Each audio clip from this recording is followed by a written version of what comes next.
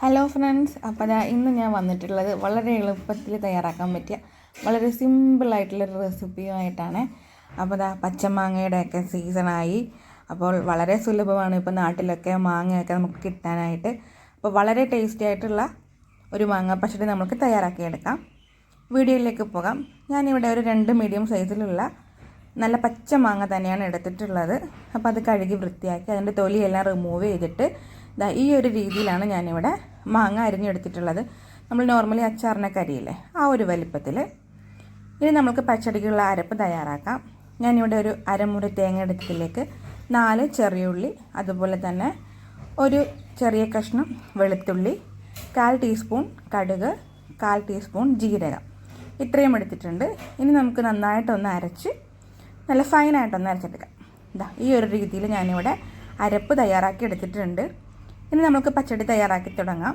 അപ്പോൾ അരിഞ്ഞു വെച്ച മാങ്ങ കഷ്ണങ്ങളെല്ലാം ഞാൻ ഇവിടെ ഒരു ചീനച്ചട്ടിയിലേക്ക് ചേർത്ത് കൊടുക്കുന്നുണ്ട്. അത് വേവുന്നതിന് ആവശ്യമായിട്ടുള്ള, ആ മാങ്ങ ഒന്ന് മുങ്ങുന്നതിന് ആവശ്യമായിട്ടുള്ള അത്രയും വെള്ളം ചേർത്ത് കൊടുത്തിട്ടുണ്ട്. പിന്നീട് ആവശ്യത്തിനുള്ള ഉപ്പും ഞാൻ ചേർത്ത് കൊടുക്കുന്നുണ്ട്.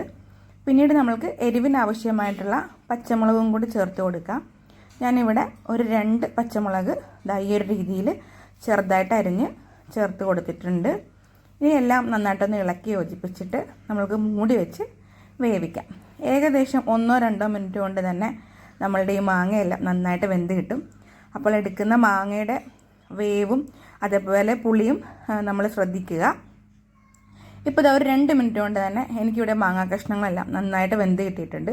ഒത്തിരി വെന്ത് കുഴഞ്ഞു പോവാതെ ഈ ഒരു പരുവത്തിൽ നമ്മൾ അരപ്പ് ചേർത്ത് കൊടുക്കുന്നതാണ് അതിൻ്റെ ആ ഒരു പെർഫെക്റ്റ് ലുക്കിൽ നമ്മൾക്ക് കിട്ടുക. അപ്പോൾ വെന്ത മാങ്ങാ കഷ്ണങ്ങളിലേക്ക് നമ്മൾ നേരത്തെ തയ്യാറാക്കി വെച്ചിട്ടുള്ള തേങ്ങ അരപ്പ് ഞാനിവിടെ ചേർത്ത് കൊടുത്തിട്ടുണ്ട്. ഒട്ടും തന്നെ തൈര് ചേർക്കാതെയാണ് ഞാനിവിടെ ഈ മാങ്ങാ പച്ചടി തയ്യാറാക്കി എടുക്കുന്നത്. കാരണം എടുത്തിട്ടുള്ള മാങ്ങ അത്യാവശ്യം പുളിയുള്ളതാണ്. ഇപ്പോൾ പുളി കുറവുള്ള മാങ്ങയാണെന്നുണ്ടെങ്കിൽ അതിൻ്റെ ഒരു പുളി ബാലൻസായി വരാനൊക്കെ ആയിട്ട് നമുക്ക് വേണമെങ്കിൽ അരപ്പൊന്ന് ചൂടായി വരുന്ന സമയത്ത് തൈരും കൂടി ചേർത്ത് കൊടുക്കാവുന്നതാണ്. ഇപ്പോൾ ഈ ഒരു കൺസിസ്റ്റൻസിയിലാണ് ഞാനിവിടെ പച്ചടി തയ്യാറാക്കി എടുക്കുന്നത്. ഇനി ഇത് ഇരിക്കുന്നതിനനുസരിച്ച് അല്പം കൂടി കുറുകി വരാനുള്ള ചാൻസ് ഉണ്ട്. അതുപോലെ തന്നെ ഈ സമയത്ത് നമുക്ക് ഉപ്പും ആവശ്യമായിട്ടുണ്ടോ എന്നുള്ളത് നോക്കാം. ആവശ്യമെങ്കിൽ ചേർത്ത് കൊടുക്കാം. അരപ്പ് തിളച്ച് പോകാൻ പാടില്ല, ചൂടായാൽ മാത്രം മതി. പിന്നീട് താളിപ്പും കൂടെ ചേർത്ത് കഴിഞ്ഞാൽ വളരെ ടേസ്റ്റി ആയിട്ടുള്ള വളരെ സിമ്പിളായിട്ടുള്ള മാങ്ങാ പച്ചടി നമ്മൾക്കിവിടെ റെഡി ആയിട്ടുണ്ട്. അപ്പോൾ കടുകും ഉലുവയും അതുപോലെ തന്നെ വറ്റൽമുളകും ചെറിയ ഉള്ളിയും കറിവേപ്പിലയും വെളിച്ചെണ്ണയിൽ താളിച്ച് ഞാൻ ചേർത്ത് കൊടുത്തു. ഈ സമയത്ത് നല്ലൊരു സ്മെല്ലൊക്കെയാണ് വരുന്നത്. നിങ്ങൾക്ക് കാണുമ്പോൾ മനസ്സിലാകുന്നുണ്ടല്ലോ, വളരെ ടേസ്റ്റിയാണ് കഴിക്കാനായിട്ട്.